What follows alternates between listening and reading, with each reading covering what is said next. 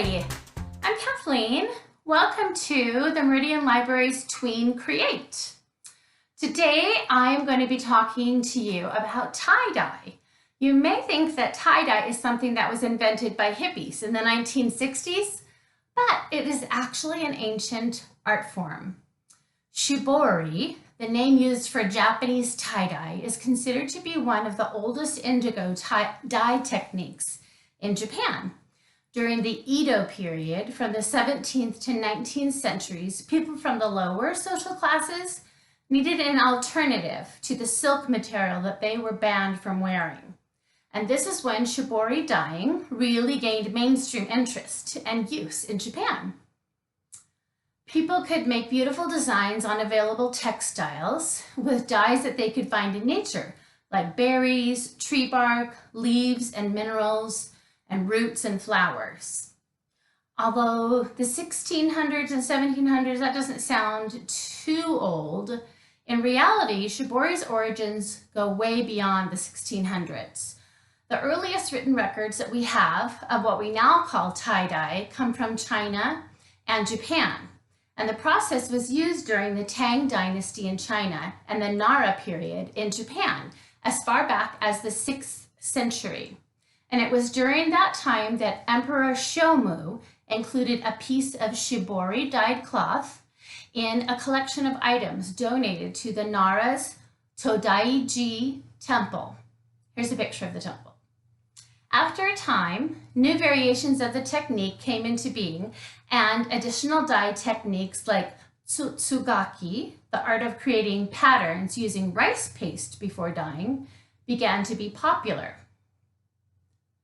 As early as the 6th century in India, people practiced a type of tie-dye known as bandhani. I don't know if you pronounce the H or not, but bandhani. This process involves using thread to tie off small pieces of fabric in intricate patterns before dipping the fabric in dye. Here are a couple of examples. You may have seen this before. Now you know what it's called. This type of tie-dyeing is still widely practiced today in India.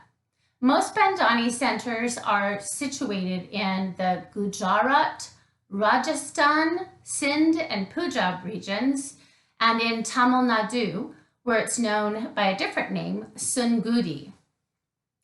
The earliest example of the most pervasive type of bandhani dots can be seen in the 6th century paintings depicting the life of Buddha, found on the wall of Cave 1 at Ajanta. Ajanta is an ancient Buddhist monastery, and it's a series of caves that are carved into a mountainside. It's actually a World UNESCO site. Contemporary tie-dye gained popularity in the United States during the 60s and 70s as part of a counterculture movement in which young people rebelled against the established norms of the day. That culture embraced the ideas of peace, compassion, anti-capitalism, and individuality. The individualistic nature of tie-dye, with its bright and vibrant colors and personal designs, became an iconic symbol of that era. Today, tie-dye is popular again, and it's actually really always been kind of a fun activity to do with friends. I don't think it ever quite went out of style. I thought it would be way less messy to use 4 simple components for our tie-dye at home. All you need are rubbing alcohol, some vibrantly colored Sharpies or other permanent markers, and an all-white cotton t-shirt or a pillowcase. I used a pillowcase to do my art. Then you need a delivery system for your alcohol. Here is just a little medicine dropper. An eyedropper works really well too, or if you just have a squirt bottle would work too. You just want to be able to control the amount of alcohol that's coming out. For my pillowcase, I used about 1/3 of a bottle. This costs about $1.99, and you can pick it up just about anywhere. Even the dollar store has it, I think. So I decided that I would decorate my pillowcase. Let's take a look at how it turned out. Oh, first, I'll show you the colors that I use. I use green and blue because I wanted to decorate a pillowcase for my,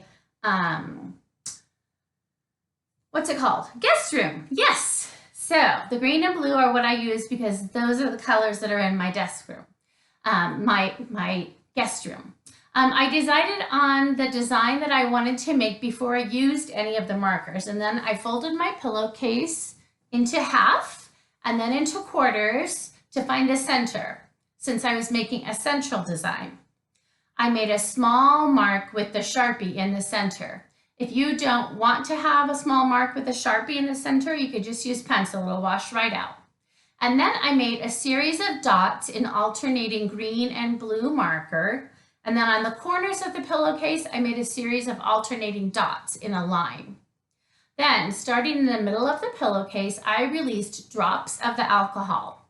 So the rubbing alcohol, this is 70% isopropyl alcohol, is a solvent.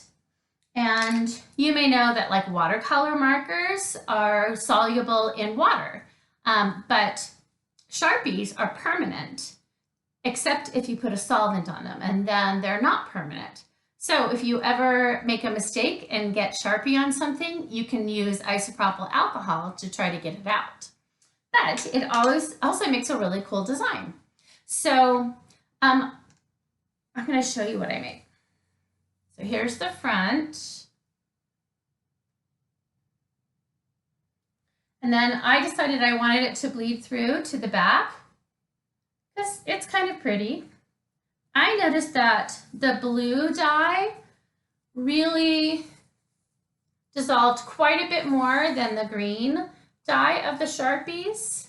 But I really like the way that it turned out.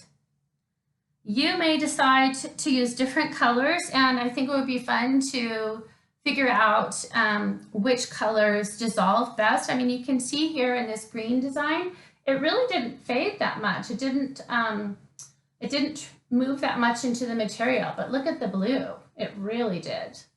And then I really like the corners, how they turned out, because the blue and the green mixed together. And then what we'll need to do then, the last thing we'll need to do is find a way to get this hot. So that will seal the colors. So what you'll want to do is either iron it with a really hot iron, or you can put it in the dryer for about 10 minutes on hot. So that heat will set the colors. And then for the first couple of times I wash the pillowcase, I'll wash it on cold with some gentle soap until I'm sure that the colors won't fade. I would love to see your Sharpie tie-dye creations, and I hope you'll share them on social media at Meridian Library, or you can email me directly at Kathleen@mld.org. So next week, we are mixing it up a little bit. You may have noticed that we changed the name of the program from Tween Art to Tween Create. Well, the reason for that is that we don't want to limit what we can do with you, and we don't want to limit all the great ideas that we can share. So some of my colleagues will be joining in on the fun, and you'll have a chance to see them right here in the next few weeks. Thank you for joining me today. Bye for now.